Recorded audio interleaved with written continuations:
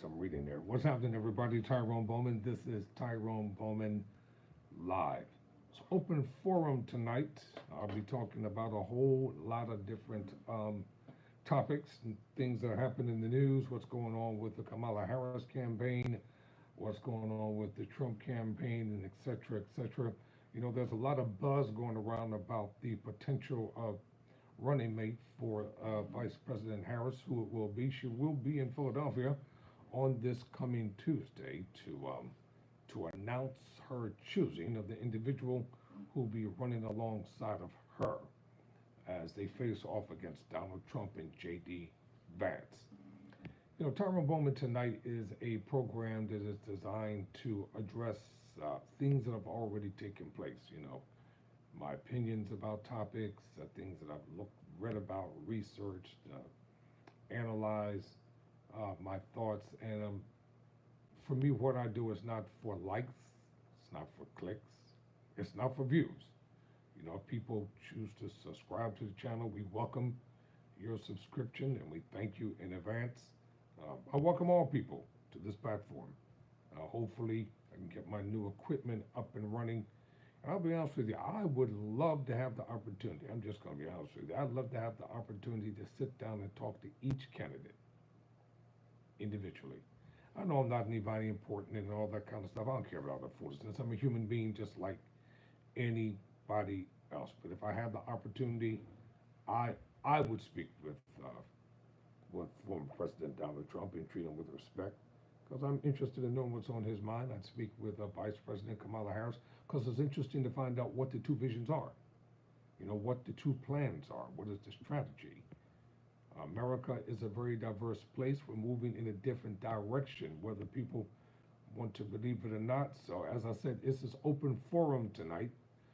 So I'm going to be all over the place talking about different topics. Now, if you want to subscribe here, hit the subscribe button. I appreciate it.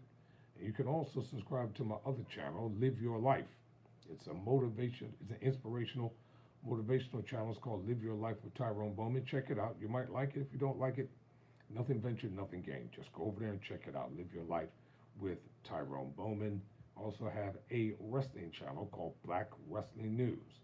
So you can go over there and you can find out what's happening within the wrestling world. I've spent so much time with this channel. I need to get over there and start making new videos and new content and load stuff up to keep it fresh. We have 126 subscribers over there. We can do a lot better. But you know what? We're going to get there eventually. All right. I also have TikTok channels, but I'm not going to give out all that stuff. And you can also check me out on Facebook at Live Your Life with Tyrone Bowman. All right. First topic tonight. According to an article in the Washington Post, the Democrats began process of officially making Harris their nominee. The vice president, likely to clinch the Democratic nomination shortly, is poised to choose a running mate, capping off a tumultuous month. So let's look at the article. It was written by Matt Visser and August 1 at 6:21 p.m. All right, Matt, had to give you a credit because I'm using your stuff. So here we go. According to the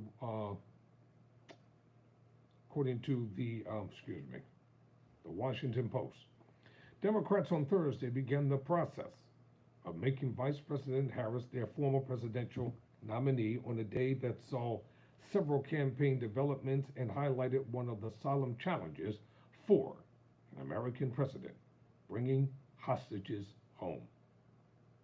Democratic delegates, pardon me, my hair's itching a little bit, got back down, sorry.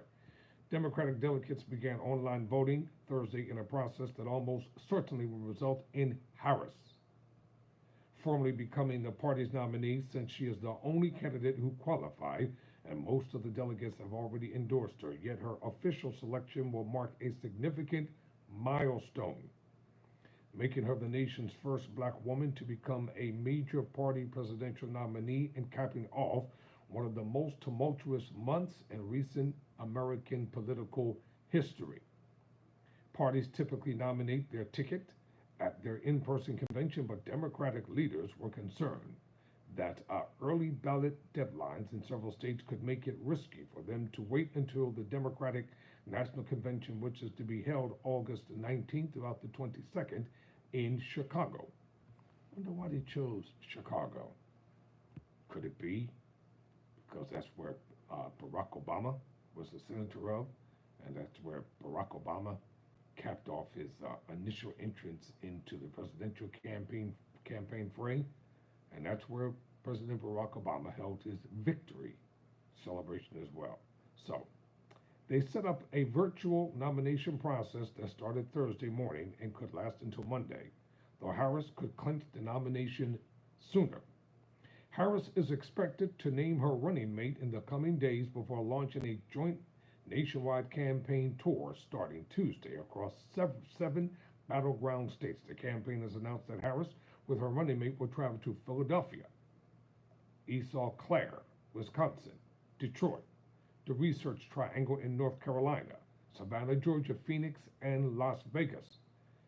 There was no indication of a final decision Thursday, but strategists on both sides were carefully watching the actions of the Democratic figures who have been mentioned as potential running mates.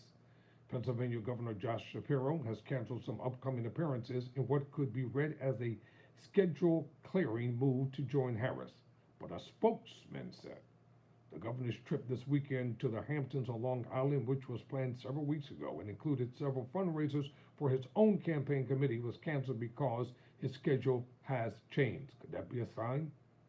Could be. Senator Mark Kelly of Arizona on Thursday attacked former President Donald Trump's most recent comments about Harris's racial identity. It's such a desperate attempt to rebuild his campaign that's obviously faltering. Kelly told reporters in the U.S. Capitol, she's the person to bring us into the future, and Donald Trump is about divisiveness.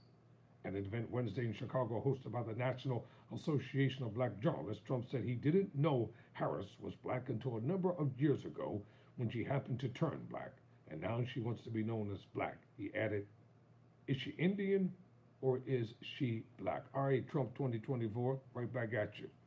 Kelly declined to comment on reports that he met with Harris's vetting team in the past few days. This isn't about me. This is about beating Donald Trump, he said. Other senior Democrats who are considered close to the Harris campaign and could be potential running mates are Kentucky Governor Andy Beshear and Minnesota Governor Tim Wise. I'm going to read this and then we'll move on to the next topic. Harris on Thursday delivered a eulogy at Houston service for Representative Sheila Jackson Lee, a Democrat from Texas, and I'm going to be bringing that video shortly, who died last month at age 74 after being diagnosed with pancreatic cancer. May the Congresswoman rest in peace. She called her late friend a change maker and a coalition builder. At one point, Harris misspoke and referred to herself as president before correcting herself and saying vice president, triggering cheers from the crowd. It was Sheila Jackson Lee, whose bill made Juneteenth a federal holiday, she said, which as a United States Senator, I was proud to co-sponsor, and then as president and as vice president, it was my honor with the president to make it into law. It was my honor. Now on the Republican side, nominee Donald Trump's campaign announced that the former president will participate at a rally in Boise, Montana on August 9. Montana is the site of a major battleground Senate race between incumbent Senator John Tester, Democrat, and Trump-endorsed Republican candidate Tim Shea, a former Navy SEAL. Trump's campaign also announced that it had raised $138.7 million in July and had $327 million cash on hand. Harris's campaign said it raised $200 million during the first week of her candidacy. The figures cannot be confirmed until later this month when financial disclosures are filed. All right, that's it for that story. So, this is the question. Who do you believe, and this is, I want to see some comments in the comment section, because I know people watching, they might not be commenting, but who do you believe or who do you want to see become the next president of the United States of America? Forget about Joe Biden. Joe Biden has exited the race. He's not coming back. So you Republicans who think that he's coming back, you're sadly mistaken. The man is not coming back. History, he's been there, he's done that, he's not doing it again. So I found another article that's interesting here I want to talk about for a moment. And we're dealing with a lot of stuff in America. At one time, we got the Olympics going on. Now, according to Yahoo Sports, how Simone Biles rallied to reclaim gold in women's all-around gymnastics at Paris Olympics. She says, quote, I was stressing, close quote. I don't think she gets enough credit. I'll be honest with you. Simone Biles does not get enough credit for all her contributions that she has made. She does not get enough credit for being a pioneer, a trendsetter. She does not get enough credit, and she certainly is not getting the endorsements that she deserves. Bottom line, if she was of the other persuasion and just had one gold medal, she'd be making over $100 to $300 million, and they'd be cheering her on as the greatest Olympian of all time. It was like with Serena Williams and the Venus. You know, they're the greatest tennis players of all time. But they were despised. They were hated. But the profiteers and the moneymakers made hundreds of millions of dollars and became billionaires off of their hard work. When Tiger Woods was at the height of his game, those who profited from him didn't want to give Tiger Woods credit for being who he was. So, according to Yahoo Sports, there were any number of things Simone Biles needed to concentrate on in the middle of the women's all-around competition here Thursday. Doing math in her head wasn't something she planned on. For more than a decade, she's dominated gymnastics, Olympic medals, world championships, moves named after her because no one else had ever executed them before. Yeah, Tokyo had been a mess, but when she was mentally capable of actually competing, she always won unbeaten in an all-around competition since 2011. You know, nobody is at the top of their game 24 hours a day. I don't care who they are. Remember the fictional character Rocky? Rocky got pummeled, he got beaten, he was always considered to be the underdog. Great American story, local Philadelphian hero, dethroned the black heavyweight champion. He became the heavyweight champion of the world, and then the saga on and on and on and on and on. Everybody loves a comeback. Everybody loves to see an individual who is at the top of their game come back and reclaim their crown, if you please. A brutal, uneven bar had sent her to third place halfway into the competition, and also sent her mind racing to unfamiliar places. Wait, could I actually lose? Do I have a chance? She looked over at her fellow American, Sunisa Lee, who was in a similar spot, fifth place. Also wondered if a medal was even possible. What were the calculations? What did they need to score? I don't even know how to do math in my head, Lee said. Me neither, Biles concluded. Biles quickly found her husband, Jonathan Owens, in the stands. Owens is a safety for the Chicago Bears. He got special permission to miss a couple of days of training because, well, he's married to Simone Biles, and this was the Olympics all around. Even the NFL understood that. So I'm gonna leave that right there. So when we're struggling in life and we want to succeed, we want to be at the top of our games, and we're trying to get ahead. Not everybody's gonna be happy for you. So we have to recognize that. You have your detractors out there and your haters, and because they believe that they're the best that ever did it, and they don't want to see anybody else do it. You can do it if you want to. You know, you got to put your mind to it. So you can do it, and I can do it. Oh, congratulations. First time that you vote Democrat since high school. All right, I see you down there. Congratulations on that. So here we go.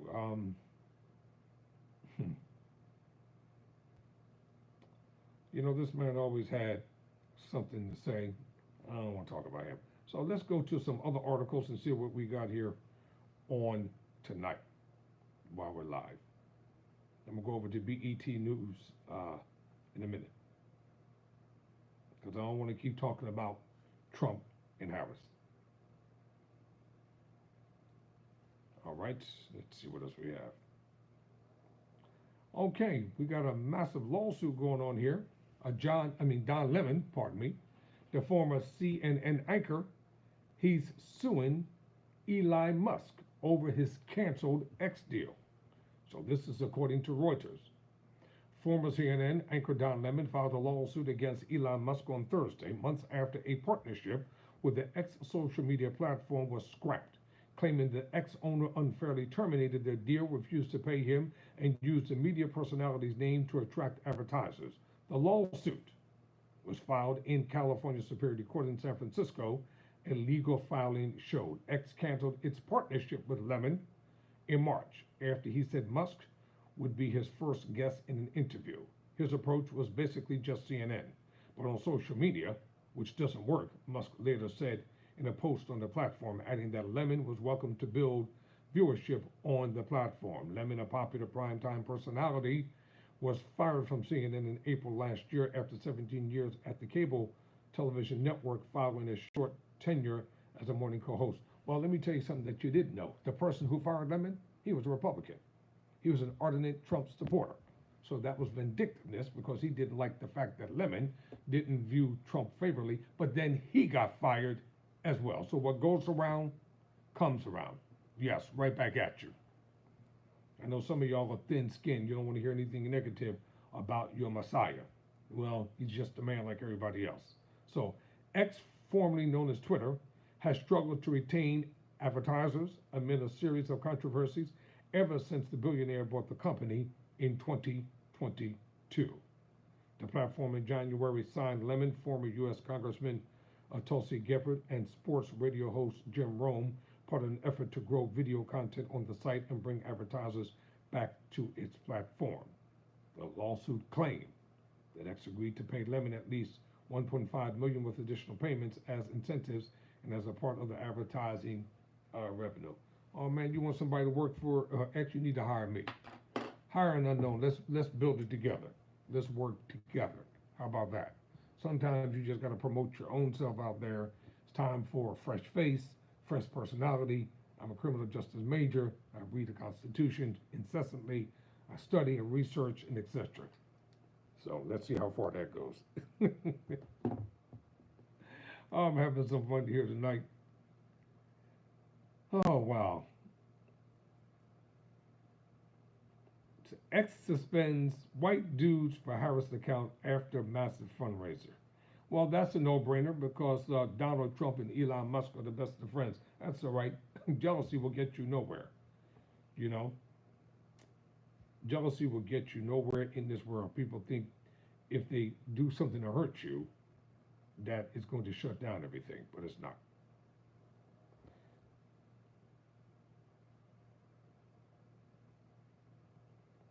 All right, let's go over to BET News. Let's find out what's happening over there. Or I might just go to the Black Information Network. How about that one?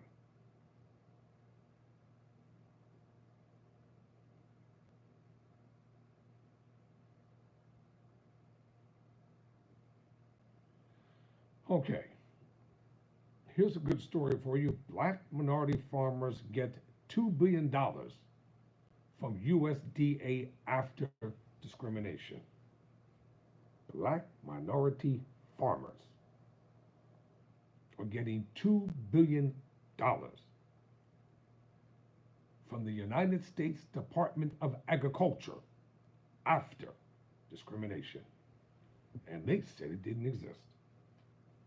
They said the black farmers were making this stuff up.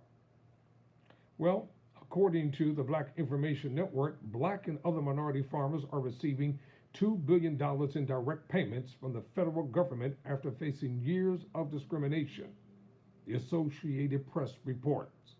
According to the USDA, over 23,000 farmers were approved to receive payments ranging from $10,000 to $500,000.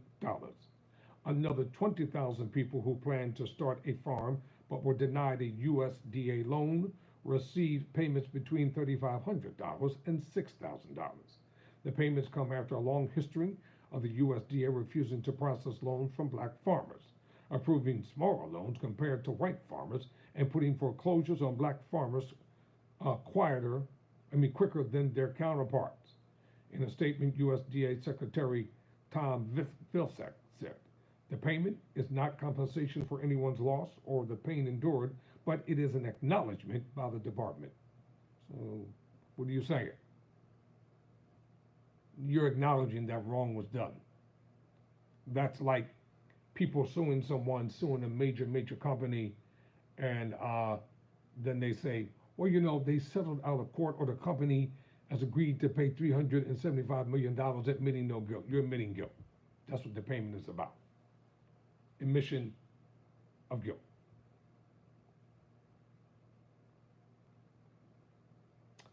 National Black Farmers Association founder and president John Boyd Jr. said the aid is helpful, but only serves as a band-aid to a bigger problem. It's like putting a band-aid or a bandage on somebody that needs open-heart surgery, Boyd said. We want our land, and I want to be very, very clear about that.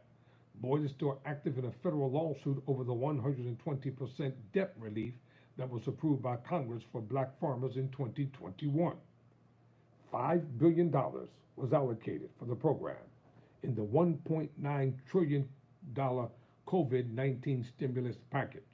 However, black farmers never received the money, as white farmers filed several lawsuits claiming that their constitutional rights were being violated because they were excluded from receiving aid. These people are always talking about their rights being violated, but they don't give a damn about black people's rights. Our constitutional rights are constantly being violated. Why does it always have to come down to a black-white thing? There's no such thing as white discrimination in America. They've never been discriminated against. Never. From the inception of this nation through a bloody revolutionary war, protesting the tyrannical king of England's tyrannical rule.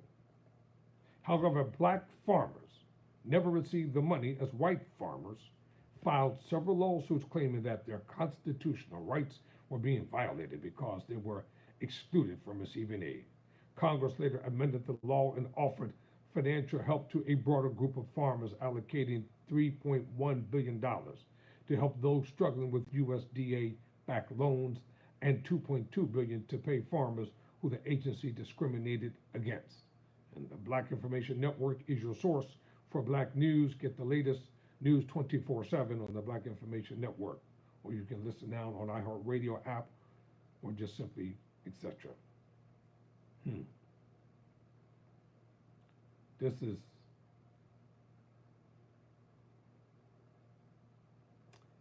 is really something. Here's another article. Let's talk about the white dudes for Harris's X account being suspended after raising $4 million. Elon Musk, the racists over there, couldn't handle it. An X account for the White Dudes for Harris campaign was temporarily suspended after the group raised more than $4 million for Vice President Kamala Harris's presidential bid. Let me just say something to you all, because you all don't think this is real. More damage is being done behind the scenes by Donald Trump than that's being done before the cameras. Birds of a feather flock together. He's always tweeting, he's always on the phone, always raising hell, always crying about being discriminated against. The majority of deal makers who make the deals in this nation, they don't make them before the public. They make them over cocktails, martinis. They make them in let's just say seedy places where they congregate for their recreational activities that are being done in the dark, and they make their deals. So don't think that what we just see before the cameras is all that there is. No, there's a lot more to it. On Monday, July 29th, White Dudes for Harris, a campaign group for Harris's white male supporters, held a Zoom fundraiser for the presumptive Democratic nominee, garnering support for the VP and raising over $4 million. Following the event, the campaign group's X account was suspended for reasons that remain unclear. It's called bigotry and racism. That's what it is. Amid the suspension, y'all should sue them. Sue them. Donald Trump files a lawsuit for everything. Y'all should sue X and sue Elon Musk. Amid the suspension, an automated message read on the account's page: X suspends accounts which violate the X rules. That's a lie. and you know it. Mike Nellis of White Dudes for Harris confirmed that their X account was restored in the early hours of Tuesday, July 30. However, Nellis said the accounts remains permanently in read-only mode, meaning no new posts can be created. Social media users called the incident an act of election interference. Sue them. Roughly, the 190,000 people joined Monday's White Dudes for Harris Zoom call fundraiser, including actors Jeff Bridges, Mark Ruffalo, and Joseph Gordon-Levitt, Transportation Secretary Pete Buttigieg, and Illinois Governor John B. Pritzker. The Zoom fundraiser for Harris was the latest among several that have been held by various demographics, including black women, black men, and white women. Y'all not going to stop Harris from becoming president. You're not. See, you can see it for yourself. See that? Let me move my microphone. There it is. They had 10 following, 900K followers. White Dudes for Harris. See the suspension? That's real. Why? Why was the account suspended? Can be nothing but bigotry and racism. That's all it is. I don't care if folk get mad. These people are doing more damage behind the scenes you can never imagine.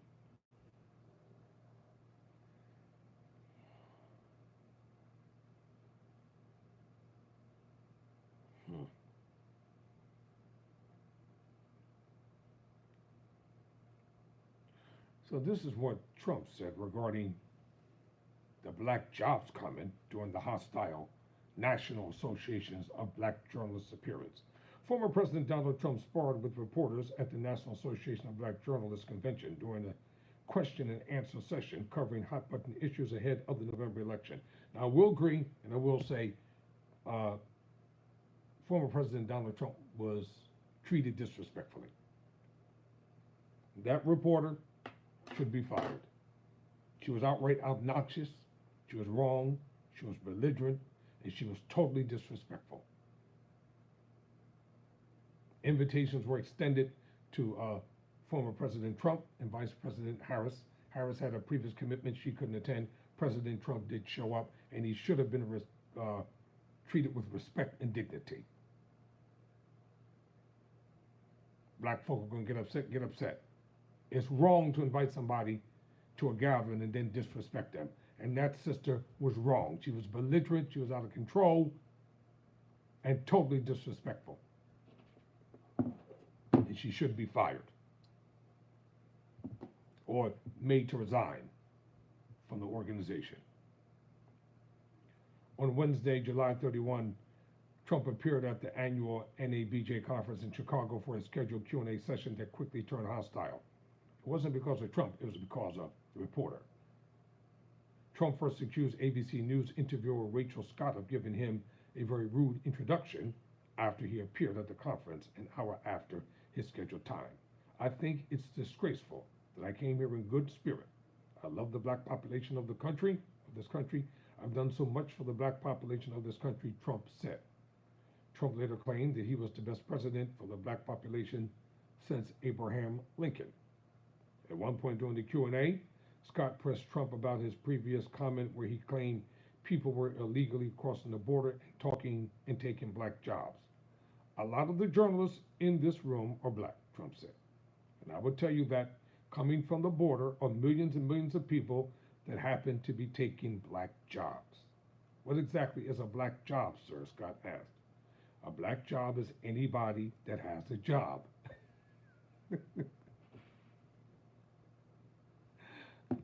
Let me read that again. A black job is anybody that has a job.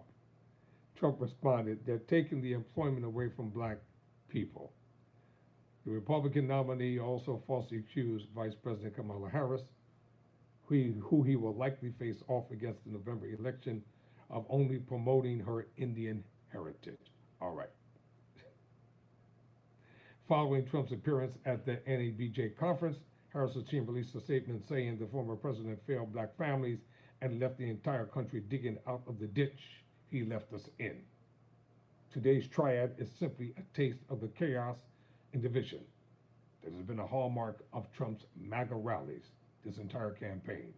It's also exactly what the American people will see from across the debate stage as Vice President Harris offers a vision of opportunity and freedom for all Americans. All Donald Trump needs to do is stop playing games and actually show up to the debate on September 10th, Harris's communications director, Michael Tyler, said. Harris was also invited to attend the conference in person, but she later offered to address NABJ members virtually after the event. So we all know how it went that day. So what else is there to talk about on tonight?